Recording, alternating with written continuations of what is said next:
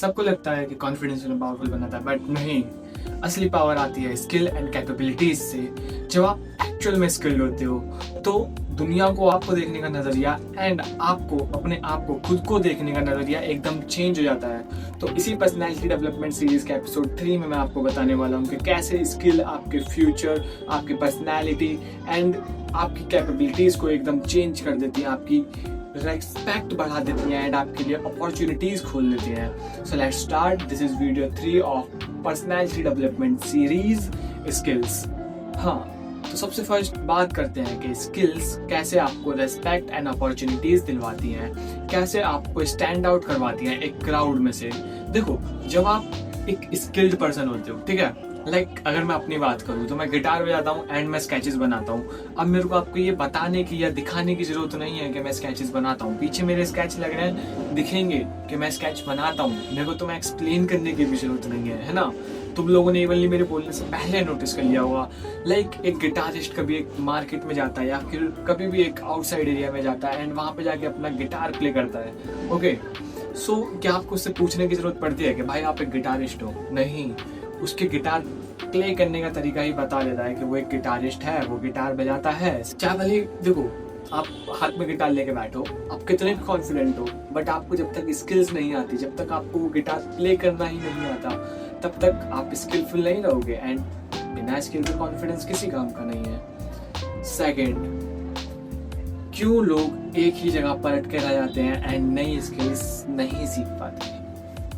ये सबसे बड़ी प्रॉब्लम होती है कि देखो, इतना तो हमें भी पता है कि स्किल्स हमारी लाइफ में कितनी इंपॉर्टेंट है, बट हम कभी भी स्किल्स या फिर बोले तो नई स्किल्स हम सीख ही नहीं पाते। हम जैसे एक नई चीज़ को कंटिन्यू करने की कोशिश करते हैं या फिर कोई स्किल सीखने की कोशिश करते हैं तो ऑलवेज हम अपने आप को स्ट्रगल फील करते हैं एंड हम फील करते हैं कि हम नई चीज़ को नहीं सीख पा रहे हैं। Always we are busy, always we are confused and distracted from our goal.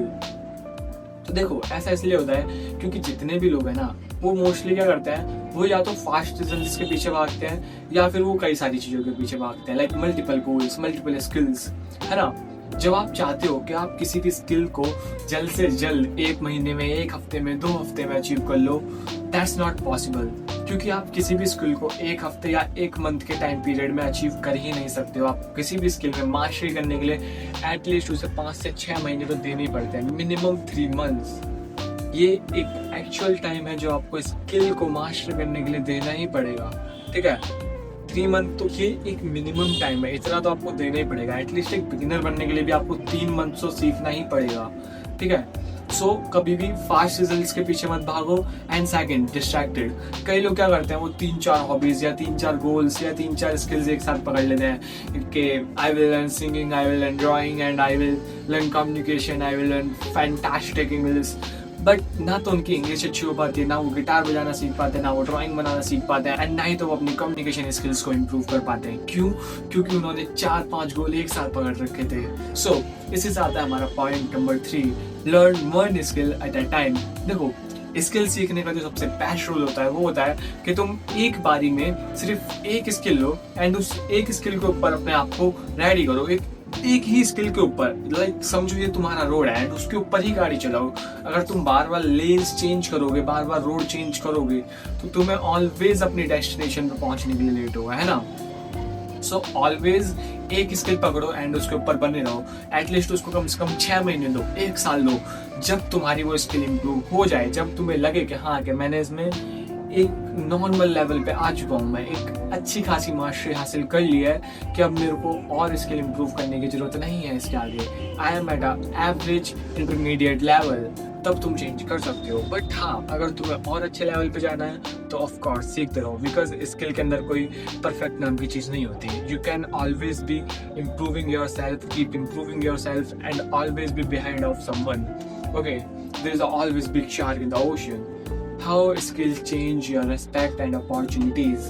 तो सबसे फर्स्ट यही बात सबसे इंपॉर्टेंट है, ओके, याद रखना। क्योंकि देखो, अगर तुम अपनी लाइफ में कोई नई स्किल सीख भी रहे हो तो सिंपल सी बात है, उस स्किल का कोई मीनिंग होना चाहिए, उस स्किल से तुम्हें कोई अपॉर्चुनिटीज मिलनी चाहिए, उस स्किल से तुम्हारी रेस्पेक्ट बढ़नी चाहिए, ठीक है। जब भी तो तुम उस स्किल को सीखोगे, क्योंकि अगर उस स्किल से कुछ मिल ही नहीं रहा तो उस स्किल को सीखने का फायदा क्या? वो स्किल किस काम की, वो स्किल किस फायदे की?